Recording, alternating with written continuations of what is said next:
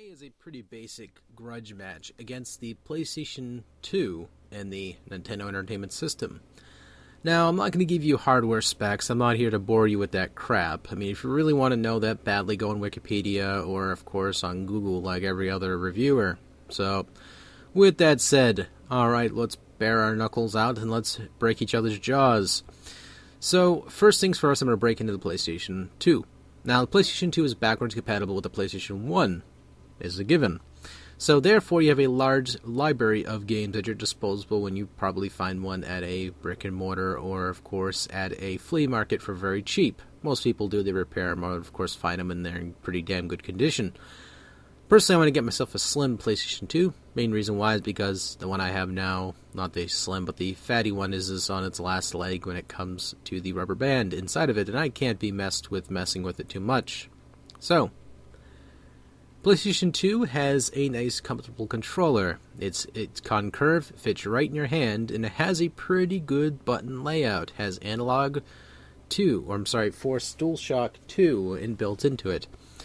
And one of the nicer features of it was that, well, these things lasted almost an eternity. They still hold up today. I mean, it's an excellent console. What can I say? It has playback with DVDs, and it, of course, has you being able to play back with PlayStation demos. No, I'm kidding. It has audio tracks that you can play back via compact disc. So what's not to love with that feature?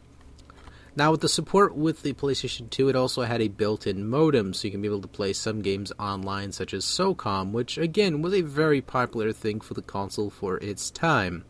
You can also play other games, such as Final Fantasy XI, via online as well, which was arguably one of the, selling points for a console for most people for a point. Even almost people like myself play on the PC. PC Master Race with minimum requirements. So, we break down that. Now, how were the games? How was the good library? How come it was mentioned on this list, period? Quite simply put, it had games such as Dexter, it had Dark Cloud 1 and 2, which both games are pretty damn good. Had a nice library of action platformers. Had a good selection of exclusives as well. So, you got this thing such as, Sly Cooper. Sly Cooper games are pretty damn good. I just completed the first game, so I was very satisfied with it. And it's just one of those darn good RPG machines, is what I like to call it too. It's a JRPG machine solely. I mean, you have games such as Final Fantasy X, Final Fantasy XI, obviously that's an MMO. Then you have Final Fantasy XII, which 12 was good. I don't really care too much what people said about it negatively. Because it actually was a very good presentation. It pushed the hardware of the system pretty far, too. And it looked great. I mean, it still looks great. Like, I could probably put down an emulator, look on my computer, and go, damn, because I have an HD monitor. So, it would probably look pretty goddamn good. So, along with that, you can play the console in 480p, kind of. Now, the reason why I'm saying kind of is because there's a way you can actually play it with sharper resolutions. With a sort of a hybrid of anti-aliasing. By what I mean is a component cable. Looks pretty darn good. So, everything on the console has going for it still stands. I mean, it had excellent RPGs, had a great library of shooters, such as Time Splitters, even though Time Splitters is on the Xbox as well as the GameCube as well, as someone just raised their eyebrows up and they lifted their finger up, slaying it. Hey, wait a minute. While it was not exclusive, it still was a pretty goddamn good game, especially with the control layout for the PlayStation 2. And it was a fun game. I digress. Touch my nipples. Along with that, I could just say, a lot of people still have fond memories of the console. Most people who have owned this console never really had any problems with it either. I mean, versus the fact that most people were either an Xbox owner or a GameCube owner at the time. Now they can look back at that PlayStation 2 and buy it and go, damn, this had a good library, and end up just soaking up the collection, such as games such as Gungrave and Gungrave Overdose, which was a more niche kind of game, because most people don't know what the fuck that is and what I'm talking about. So then we move on to the Nintendo Entertainment System. I would say this one is the gem in the rough, though, when it comes to most consoles. I mean, yes, you can look back to the PlayStation 2 and say that one is a gem in the rough as well, which is henceforth why it's in this versus list. However, with the NES, it has the most common memories of it of all time. Next to the arcade machines that you pump quarters into, obviously, too, with your parents. While the Nintendo Entertainment System, it has the most fond memories because it had a lot of easy-to-play games, just like PlayStation 2. The NES had a lot of action-based platformers that were based in the hybrid of platforming and arcade elements, such as scorekeeping and all that, too. It did have its fair share of RPGs, such as JRPGs as Dragon Warrior, Ys, which was only in Famicom land, and Ys-2. So, again, it had this nice library going for it. It had the Crown Star collection we like to call Mario games. While Mario, or Super Mario Brothers 1 through 3 were probably the most remembered fondly, it had Dr. Mario, Kirby, just a lot of games that everybody could pick up and play. I mean, yeah, they looked kiddish, but they weren't those type of games that you felt like a child playing. You felt like a man playing this shit. You know, Mario was challenging as nails, and I'm talking about at least Mario Brothers 1 and 3 and 2. 2, even though it was technically a reskin of some other game, it was still great. You know, so if you want to talk nostalgia, these two consoles alone have so many games running for it.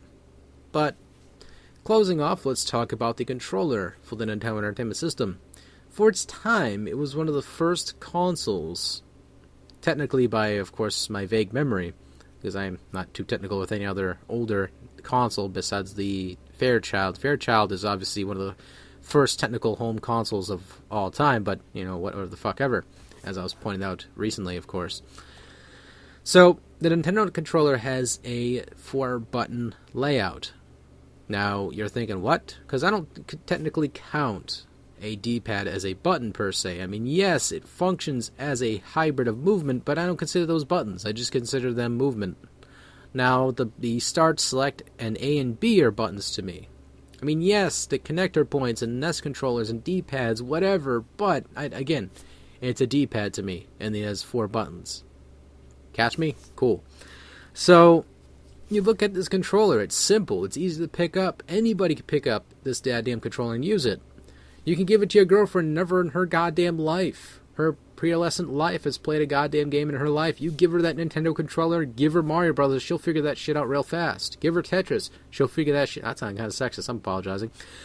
Well, not really, as I'm not really being very rude here, but most myself and people like, well, backstepping there, aren't I? Fuck it. Anyway, Tetris, games that, such as, you know, like Mr. Gimmick, games such as that, she could pick up and just play straight up, without no questions, not needing too much instruction. She just move forward, that's it, or move backwards, depending on what the style of the game is. Gradius, easy to pick up and play. A little challenging at first, especially before that volcano. Once you figure out what to stand and park your fucking ship, you're all set. But anyway, console itself is simplicity at its finest. It keeps it simple, but it's fun to play. Everyone has good memories of it, and they were able to play it over and over and over and spend many hours playing this console. Most people never grew up with consoles, however. Most people grew up with computers. But now, if they ever were to reference a console between the Atari 2600, the most ironic or iconic systems of all time, and the NES, one of the most iconic systems of all time, next to the PlayStation 2. But I'm not going to bring up the Atari 2600 quite yet for a Versus video, but however, just giving an honorable mention for this video. So, anyway, enough of me gabbing and throwing little references here and there, and as well as putting down the base, the foundation, the mascara, the, you know, the blush, whatever you want to call this makeup we're putting on our faces here.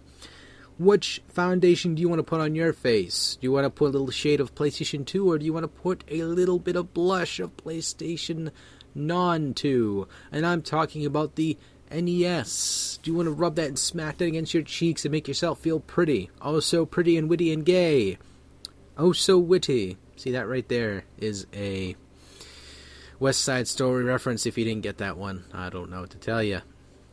Okay, so, closing out, Make your choices, pick out your games from the consoles, or pick one console you prefer over the other. It does not matter as long as we all can go home knowing we like something along this list.